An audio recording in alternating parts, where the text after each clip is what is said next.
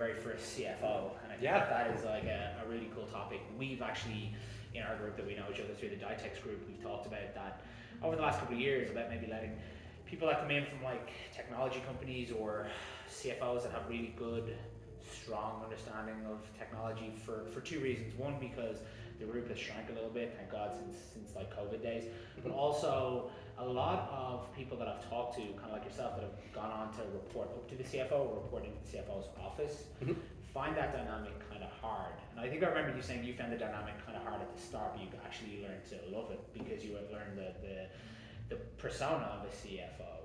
What did you learn over the like 3.5, 4 years, or even longer in your last gig? So I would just say this, that if working for a CFO gave me the discipline of dialing in IT projects that were going to be meaningful for the business. And what I mean by that is that I worked for a CFO who, like, for better or for worse, if you spend $1, I want $2 in return in some kind of value. And I think that a lot of IT guys look at projects or look at initiatives from a wouldn't it be cool perspective if we could do something like this. And that's great because it kind of gives you the exercise of that creative part of your brain. But the flip side of that is that the business may not care about it. Just because the technology is cool doesn't mean that the business is going to care about it. What my CFO taught me was that there are financial repercussions for everything, everything in the business, and IT is no exception. And I think that applying the discipline of a financial analysis around IT projects is a tremendous thing for everybody in IT to learn. You should be able to articulate and express your value to the business just like any other department, and you should be able to show how you're bringing value to the business through the work that you do.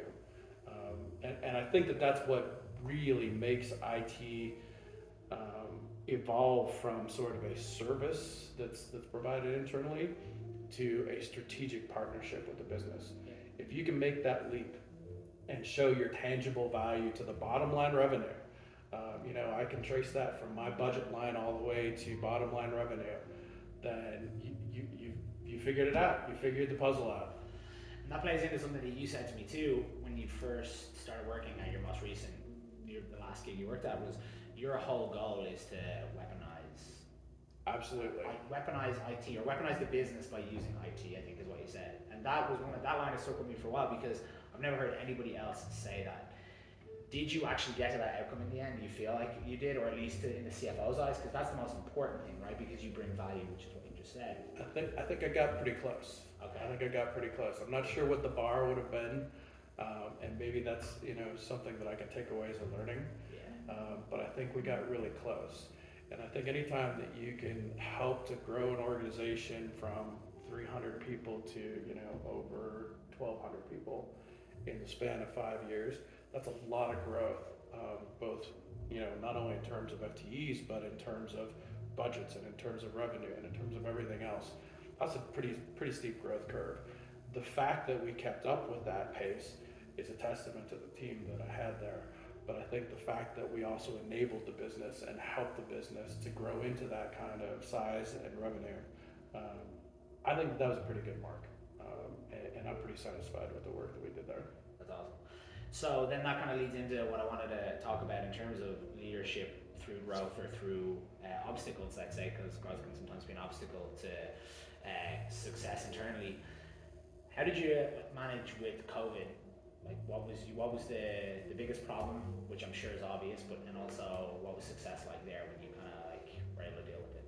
So I think the biggest obstacle was communication. And I'm not talking about communication tools. We had plenty of communication tools. We had Slack, we had Zoom, we had all those things that everybody else has. I'm talking about all those communications that you don't see on a Zoom call or that you don't hear on a conference call.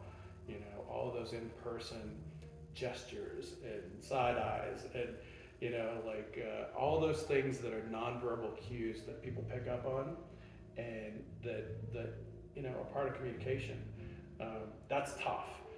And I think that the best you can do in a situation like COVID where everybody's working remote is to find different avenues for communication. So, maybe I can't come up and talk to you on a moment's notice anymore, but I can Slack you. And if you set those kind of expectations for like, hey, you know, if I'm on Slack, then I'm going to respond to you as quickly as possible.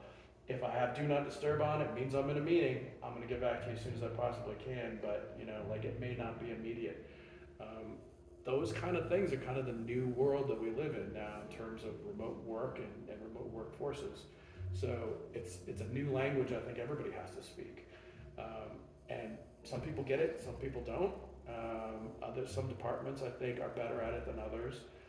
But IT is pretty collaborative in a lot of different ways. So even if you're just in a meeting with a bunch of coders and they're sitting there looking at their screens, but they're kind of talking under their breath and they're telling people what they're doing and they're helping to solve a problem, that may not seem like it's value added.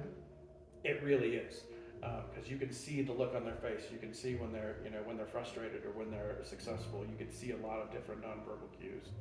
Those kind of things, I think, are things that everybody has to start to get used to and adapt to, because we're now officially a global workforce. Yeah, and that's interesting because I talk to people about like bringing hybrid into the 21st century.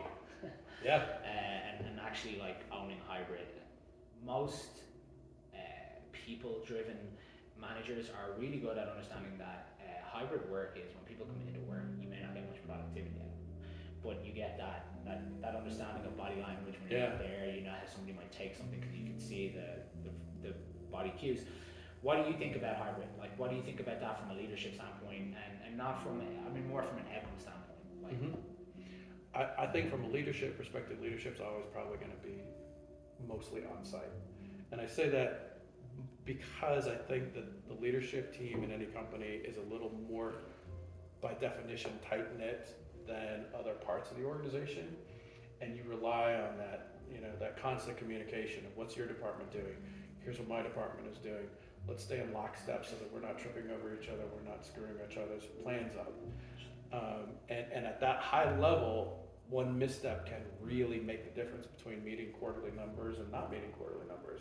So those things are pretty tightly orchestrated, and I would say that, you know, the leadership team, if you're local and you can go into an office, you're probably going to be there more often than not. Maybe maybe a couple days a week you're working remote, but I would say the majority of the time is probably spent in the office.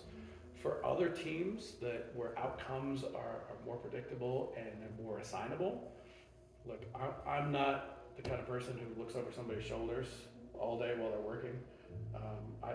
I give assignments to people, and you know, I just assume that they're going to do them, and they're going to come to me when they have questions. Hold on just a second, because that's Roomba, and we don't want Roomba in this video. Completely forgot about that. Come on, man.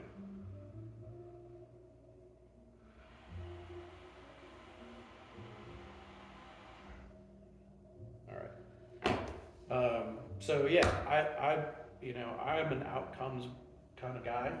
I don't care how the sausage is made. I just want a sausage at the end of the day. So how you get there is your own business.